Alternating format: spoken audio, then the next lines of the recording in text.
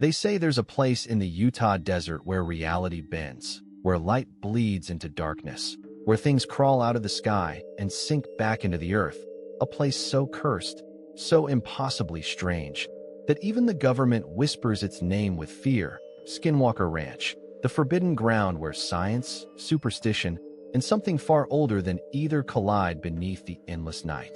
It looks ordinary from a distance, a stretch of red dirt and broken fences beneath a cold horizon, cattle grazing under an open sky.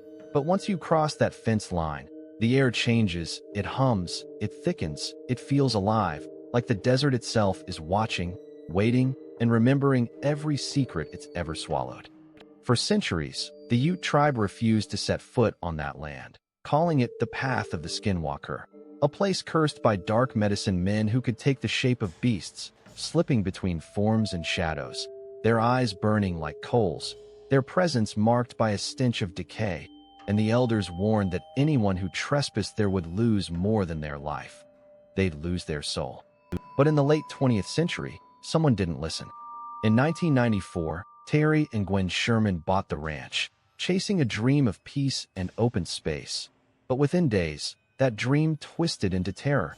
It began with the lights, glowing orbs that danced across the night sky in absolute silence, changing color, shape, and size as if mocking human understanding. And when Terry tried to approach them, they vanished in an instant, only to appear behind him, hovering like eyes made of fire. The family's dogs growled at nothing, cattle refused to move, and a low hum pulsed through the air like a heartbeat beneath the soil, a vibration you could feel but never locate. Then came the wolves, giant, impossible wolves, too big to be real, their fur thick and matted, their eyes intelligent and cold.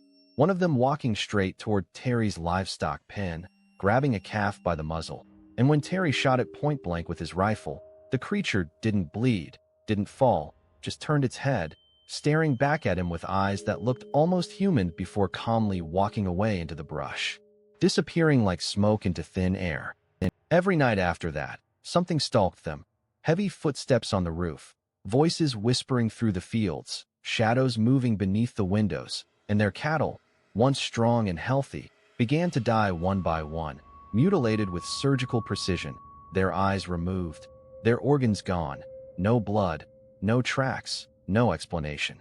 The Shermans began to document everything: the lights, the sounds, the strange holes burned into the ground, the way the air would suddenly turn metallic and the sky would flicker like a broken film reel. But nothing could explain it, and after 2 years, their nerves shattered, their minds frayed, and they fled, leaving behind everything, including the land itself, which seemed to pulse with a strange satisfaction, as if it had driven them out on purpose. Then came the scientists. Billionaire Robert Bigelow, obsessed with the unknown, purchased the ranch under the National Institute for Discovery Science, determined to study what haunted it, bringing in physicists, biologists, and ex-military investigators with cutting-edge equipment. But the land didn't care about their degrees. It played with them like toys, letting them glimpse the impossible only long enough to question their sanity. They recorded glowing spheres hovering over the mesa, portals opening midair with shapes crawling through, and once, a creature crawling out of a tunnel of light, tall, black, faceless, its movements slow and deliberate before it faded into the night like a mirage that didn't belong to this world. Sensors would go dead without reason. Cameras would shut off seconds before capturing something, and those who stayed too long began to feel watched, followed, marked. Strange illnesses, radiation burns, migraines that made them forget entire hours, and dreams filled with the sound of mechanical buzzing mixed with whispering voices speaking in a language no one understood. Even the skeptics began to break. One night, 2 researchers saw a shimmering figure crawling through the darkness. It wasn't walking, it was unfolding, pulling itself apart like smoke rearranging into form. And when they ran toward it, the air turned freezing, their bodies paralyzed, their vision blurred, and by the time they could move again, the thing was gone, leaving behind only the stench of sulfur and a faint, electric hum in the soil. What haunted that land didn't follow rules, didn't care about physics or prayer. It shifted between worlds like it owned both, bending reality like glass beneath heat, showing only what it wanted, when it wanted, and every attempt to measure it only seemed to make it stronger, more aware, more hostile. Locals spoke of seeing silver discs hover over the ranch, beams of light scanning the fields, cattle lifted weightless into the air and dropped dead minutes later, skin peeled cleanly as if by a surgeon's hand. And once, a field team watched in horror as a tunnel of blue light opened above the mesa, something massive moving inside it. Not a machine, not an animal, but something alive, watching them back. And through it all, there was a constant, the sense of being observed, not by one thing, but by many, like the ranch itself was a window, or a wound, between worlds, where the laws of reality had cracked open and something was seeping through.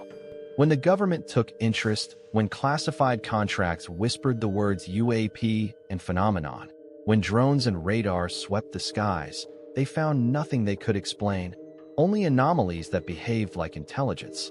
Invisible heat signatures darting underground, magnetic fields that shifted like tides, and radio frequencies that pulsed in rhythms too deliberate to be random. Every time they tried to leave, their equipment failed, their minds clouded, their memories scrambled, as if the ranch was protecting itself, defending its secrets. Even now, decades later, with new owners and new experiments, the same things keep happening.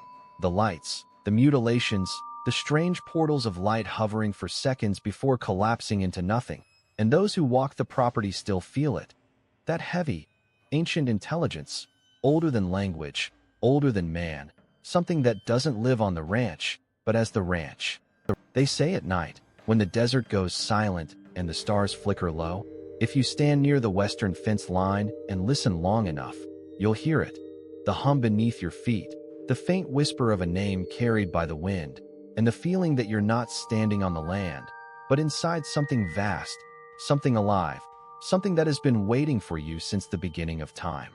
And when the air thickens, when the lights appear, when the ground begins to tremble with that low, impossible pulse, you'll understand what everyone who's ever set foot on Skinwalker Ranch eventually learns, that this place is not haunted by ghosts, but by the truth we were never meant to see. And once it looks back at you, once it knows your name, it never forgets.